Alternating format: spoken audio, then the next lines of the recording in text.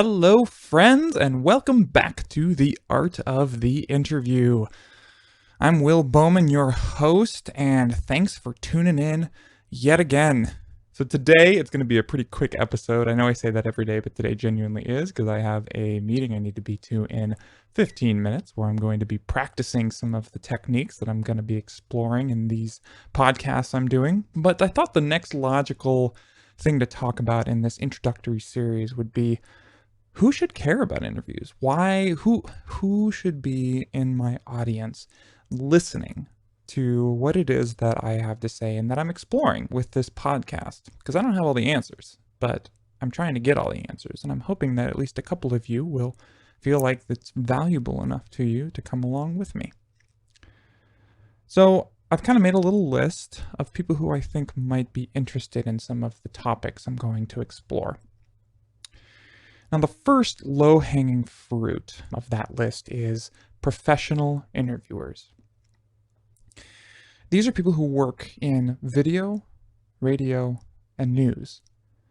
I myself have worked in two of those categories, video and news. But I know there's a lot of people out there who do interviews for a living. And there's 100 of different mediums that you might be doing these interviews for. But really, the principles that go into interviewing apply to all of them. They're very fundamental, and they can improve all of them. And what you'll find, like I've found, is when you get better at the art of interviewing, the rest of your media also improves. So if you're a news writer, if you get better at interviewing, you will also get better at the writing aspect of it. Your prose will improve. Your headlines will improve. If you're a video producer, if you get better at the art of interviewing, your B-roll will get better because you'll know the things that are really important to shoot, and you'll know how to shoot them, and you'll know how they'll fit along with the the interview footage that you're gathering. So the next category of people who I think would really benefit from listening to the art of the interview are people who are in client relations. And I myself, as a small business owner, do this as well. People who might also fall into this category who are people who are like me, are in marketing, but also people who are in public relations, employee interactions, anyone who is seeking to build relationships and understand other people for a professional context. I know that in many of my client interactions, I use the principles of interviewing, not because I'm recording it, not because it's going to be used in any sort of final media, but because when I create a container or a space for trust and intimacy, I'm able to interact with that client in a way that is more substantial and allows me to better understand them, their desires, their needs, so that then I can create for them in a way that is more in congruence with what it is they're really wanting. Many of the things that we're going to talk about in this series will help you to identify the desires of clients on the front end so that you spend less time in projects, and so they're happier in the end with the products that you create for them. Same thing with public relations. I interact with contractors very often, and a big part of what I do is effective communication with them, communicating what I want and finding out how they can fill that for me, which involves a lot of dialogue. And again, things like creating containers, asking questions. These are all skills that very much apply to that kind of relationship.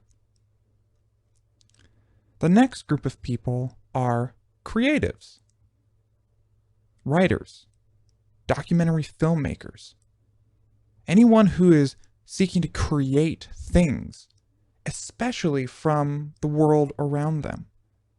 Many writers and documentary filmmakers, and I'm sure people in other artistic disciplines, have the research phase.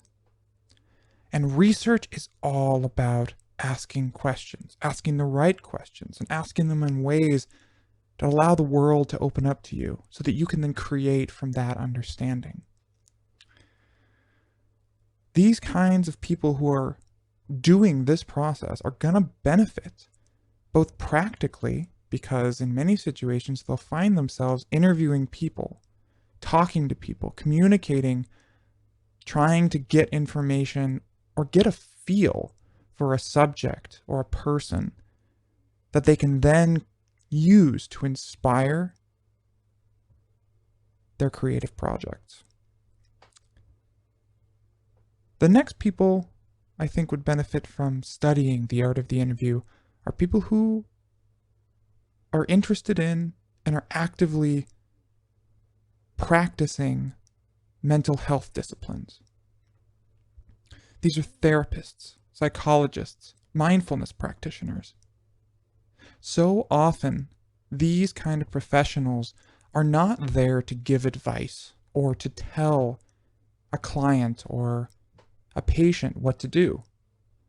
Their job is to, one, create a space of intimacy and connection with their client, and two, to ask the right questions, which allow the client to come to their own conclusions and have their own epiphanies, so that they can then go into their lives feeling more whole, healed, and having actual tasks and actions and ways of changing their lives. And so much of that comes through questions that the therapists, psychologists, and mindfulness practitioners ask, not through their answers, but through the questions. The last group of people who I think would greatly benefit from studying the art of the interview are just people who want to become better conversationalists. Maybe you struggle in conversation to know what to ask, what to say next. Maybe you struggle because you find yourself talking about yourself more than actually listening to the other person. I know this is something that I find myself doing here and there, especially with people who I don't know very well or who are not as big a talkers as I am. For as much as I enjoy asking questions, I'm quite a big talker and I enjoy talking about myself. These techniques can help you to not only feel more comfortable in a conversation, but also to experience a deeper intimacy with the people who you're conversing with. And this can be beneficial in husband-wife relationships. I know that these techniques have really helped me to create a wonderful intimacy with my wife that a lot of people don't experience with their significant other. Also, friendships. Deeper, more connected friendships where you see the person on more than just a level of we go out and do things that we both enjoy together. Nothing wrong with that relationship, but maybe there's a friend that you're wanting to get to know more. Not in a romantic way, just as a friend. Also, parent-child relationships. How many parents experience a frustration because they feel distant and disconnected with their child? This relationship is particularly contingent on the ability of the parent to ask questions and to interact with the child in a way that creates that container of safety and intimacy. So many of the parent-child relationships today do not have that container. Kids don't trust their parents to be respectful and sincere in wanting to know the desires and the thoughts of the children that they're raising. And this is very important. I know this was not something I always experienced as a kid. My parents were great. I'm not downing on them, but I know what it's like to not feel that. And I also know that as someone who may or may not be a parent someday, these techniques will be instrumental in me getting to know and really genuinely seeing my children. So those are the 5 categories of people who I think would really benefit from studying the art of the interview.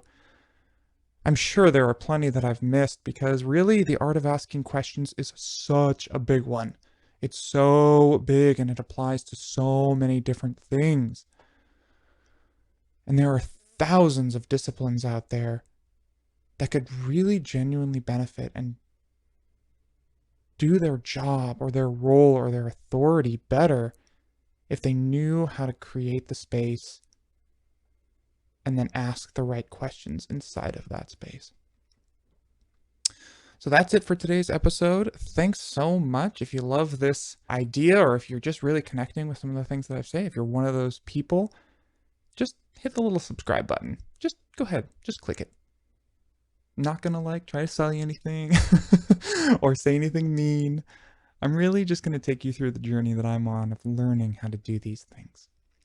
Thanks so much, everyone. Next time, we're going to jump right into actually exploring some of these topics and answering some of these questions. So we're going to get into the meat of things. All right, guys, we'll see you next time on The Art of the Interview.